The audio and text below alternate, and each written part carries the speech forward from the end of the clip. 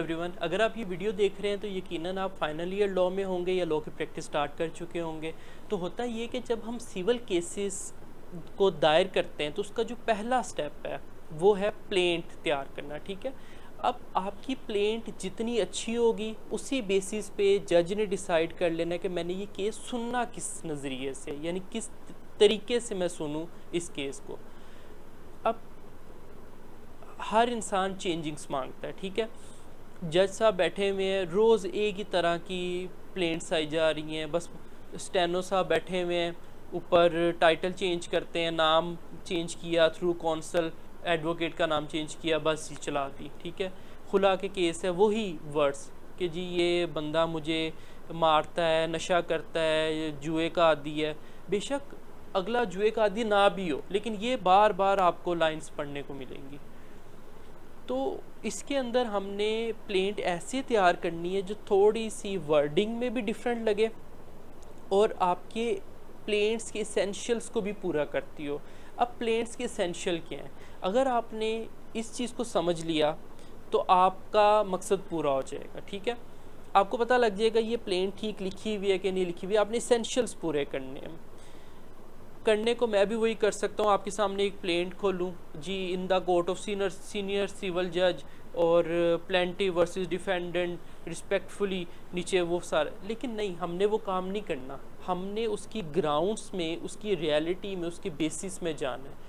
और इसकी ग्राउंडिंग मौजूद है CPC, civil procedure code 1908, order number 7 है। ठीक है, ऑर्डर नंबर 7 को जब आप रीड करेंगे तो आपको उसके एसेंशियल्स पता लग जाएंगे कि आपके प्लेंट में क्या क्या चीज़ें होनी चाहिए। बाकी लिखने का तरीका आपका अपना सही है।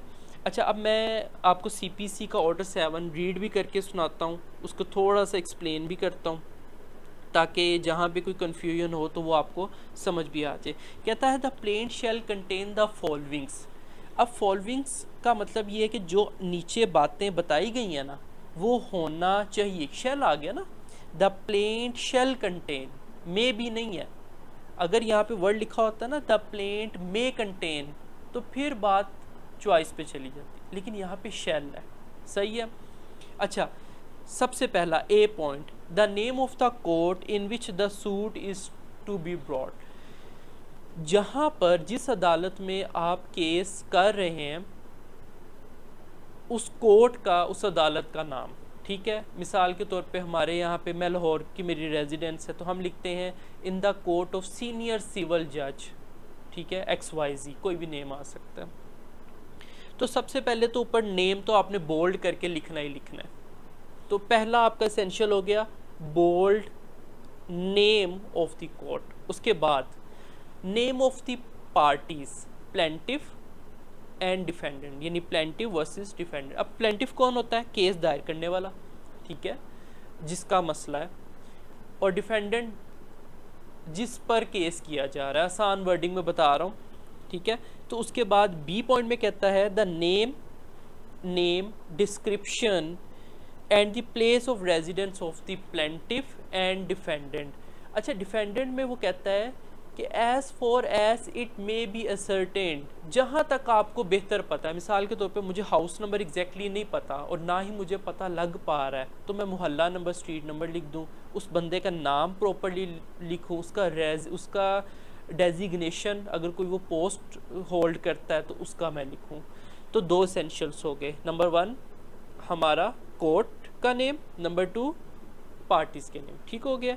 उसके बाद तीसरा पॉइंट है बहुत इंपॉर्टेंट, यानी ये चौथा बनता है, पार्टीज को उसने डिवाइड किया।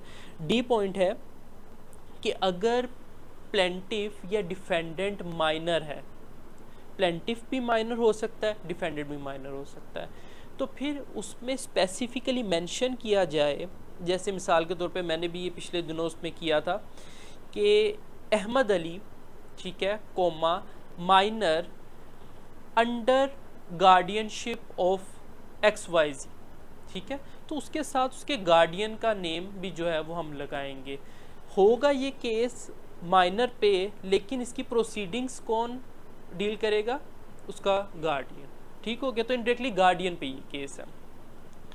तो अगर प्लेंटिव या डिफेंडेंट माइनर है तो स्पेसिफिकली मेंशन किया जाए कि ये माइनर है। ठीक हो गया।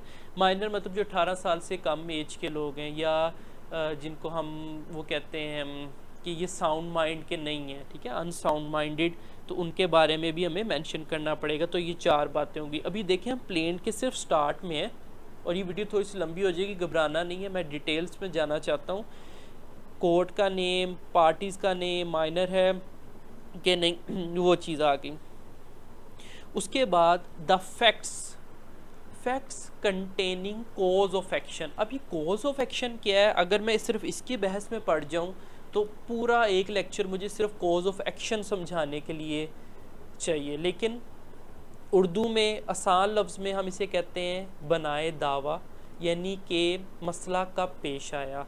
मिसाल के तौर पे हम कहते हैं कि एक बीवी की अपने मियाँ से नहीं बनती, ठीक है। अब क्यों नहीं बनती, उसके पहले तो हम लिखेंगे फैक्ट्स कि जी शादी हुई, उसके बाद 2 बच्चे हुए, लेकिन बच्चों के सामने वो बदतमीज़ी करता है, ये है वो है, सारे मसले करके उसके बाद कॉज ऑफ एक्शन तब अराइज हुआ जब इसने मुझे घर से ही निकाल दिया, ठीक है। तो यानी कॉज ऑफ एक्शन कि असल मसला कब हुआ वो होना चाहिए, और वर्ड ही स्पेसिफिकली लिखा जाता है कॉज ऑफ एक्शन, ठीक है। अच्छा जी, उसके बाद आपके आगे फैक्ट्स। तो फैक्ट्स के अंदर आपने बताना है कि कॉज ऑफ एक्शन क्या है, ठीक हो गया।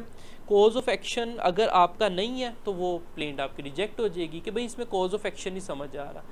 बाज़ दफ़ा क्या होता है, हम जब प्लेंट लिख रहे होते हैं तो हम उसके फैक्ट्स में इतना गुम हो जाते हैं कि हम कॉज स्पेसिफिकली हाईलाइट कर ही नहीं पाते। यानी कि जज साहब को पढ़ के, प्लेंट पढ़ के ये तो समझ आ रहा होता है कि जी बीवी के साथ ज़्यादती हो गई या प्रॉपर्टी की पार्टीशन, लेकिन ये नहीं समझ आ रहा होता कि कॉज ऑफ एक्शन अराइज कब हुआ, ठीक है। तो ये स्पेसिफिकली मेंशन करना है आपने, ठीक हो गया। अच्छा जी, the fact showing the cause of action. उसके बाद उसका relief claimed should be clearly mention कि मैं इस कोर्ट से रिलीफ क्या चाहता हूँ, ठीक है। अच्छा, बाज़ दफ़ा क्या होता है कि हम कह देते हैं कि any relief that the court deem fit should be given. इस तरह की हम एक सियासी बयान दे देते हैं। तो बाकायदा ये सीपीसी में लिखा हुआ है कि ऐसे सियासी बयान देने या ना देने की एक ही बात है। यानी कि अगर आप ये सियासी बयान ना भी दें, फिर भी अगर कोर्ट को लगेगा कि कोई और आपको जो है वो रेमेडी दे दी जाए तो वो दे सकती है। तो आपने प्रेयर क्लोज में स्पेसिफिकली क्लियर करना है कि अगर खुला चाहिए तो खुला, अगर पार्टीशन ऑफ द प्रॉपर्टी है तो पार्टीशन ऑफ द, अगर परमानेंट इंजंक्शन है तो भाई मुझे स्टे चाहिए, परमानेंट इंजंक्शन चाहिए। तो अगर कोई स्पेसिफिक परफॉर्मेंस का कॉन्ट्रैक्ट है कि हाँ ये काम हो, तो क्लियरली मेंशन करना है कि मेरा ये काम इस बंदे ने रोका हुआ है तो मुझे ये काम ही करवाना है, ठीक है। तो पहले आपने उस चीज़ को प्रेयर में क्लियरली मेंशन करना। उसके बाद वेरिफिकेशन एक क्लॉज लिखी जाती है। अब वेरिफिकेशन क्लॉज में क्या होता है कि जो प्लेंटिफ है, जो लिखने वाला है, वो इस चीज़ को ऑन ओथ डिक्लेयर करता है कि मैंने जो बातें ऊपर की हैं वो according to my knowledge and my belief are true, ठीक है, सच्ची हैं, बिल्कुल ठीक है, उसमें कोई मैंने हेरा फेरी नहीं की, कोई मैंने जो है ना वो रंगबाजी नहीं लगाई, बिल्कुल मैंने सच्ची बातें की हैं, ठीक है। फिर थ्रू कौंसल और जो है ना एडवोकेट का नाम आ जाता है। अच्छा जी, ये तो बातें हो गई प्लेंट की जो बेसिक स्ट्रक्चर है, बस इतना सा प्लेंट का स्ट्रक्चर है और कोई इसमें टेक्निकल बात नहीं है, ठीक हो गया। एक बात आपने याद रखनी है कि प्लेंट आपने इस तरीके से लिखनी है कि पढ़ने वाले को शुरू से लेके एंड तक स्टोरी समझ लगे, क्लियरली वो चीज़ मेंशन हो, ठीक हो गया। उसके बाद एक क्लोज जो इसमें इम्पोर्टेंट है वो है कोर्ट फ़ी के हवाले से, यानी आप जो अपना हक मांग रहे हैं उसके एवज़, उसके अकॉर्डिंग आप कितनी कोर्ट फ़ी पे कर रहे हैं, ठीक है। अब होता ये है कि बाज़ दफ़ा हम प्लेंट लिखते हैं बहुत अच्छी, लेकिन हम कोर्ट फ़ी से रिलेटेड चीज़ को घुमा जाते हैं। होता है ये क्यों है? क्योंकि हमारी ग्रिप कोर्ट फी एक्ट पे नहीं होती। अच्छा, इसी तरह एक और मसला भी आता है कि हम बाज़ दफ़ा लिमिटेशन लॉ को भूल जाते हैं। अब लिमिटेशन लॉ क्या है? मिसाल के तौर पे कोज ऑफ एक्शन आपका, यानी आपका मसला पेश आया था आज से 8 साल पहले, आपने 8 साल कोई दावा नहीं किया, बिल्कुल खामोश रहे, और 6 साल उसकी मैक्सिमम टाइम था उस केस को प्रेजेंट करने का, 2 साल ऊपर हो गए हैं। तो ये 2 साल ऊपर क्यों हुए, कैसे हुए हैं, आपने इसकी वजह नहीं लिखी, लिमिटेशन एक्ट से आपको आगाही नहीं है। तो यानी कि जैसे एक डॉक्टर ऑपरेशन करने से पहले उसके सारे एसेंशियल्स चेक करता है कि भाई इसका बीपी ठीक है, इसको एनेस्थीसिया प्रॉपर दिया गया है, बेहोश ये प्रॉपर हुआ है, हर चीज़ चेक करता है, उसी तरह प्लेंट में भी आपने हर चीज़ चेक करनी है। तो कोर्ट से रिलेटेड जो कोर्ट फ़ी वाली टर्मिनोलॉजी है वो नहीं आपने भूलनी कि भाई कोर्ट फ़ी का वर्ड आना है, कितनी कोर्ट फ़ी हमने लगानी है, उसमें क्लियरली मेंशन करना है।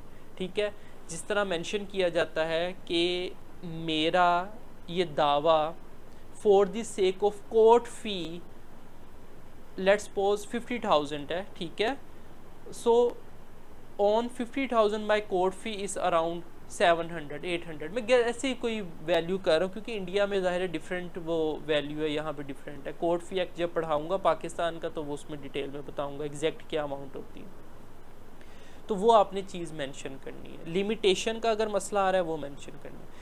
तो ये मैंने थ्योरेटिकल बातें बताई हैं, आपने सिर्फ वीडियो को सुनना है 1-2 दफ़ा और माइंड में स्केच बनाना है कि प्लेंट कैसी होगी, प्लेंट कैसे लिखा गया होगा।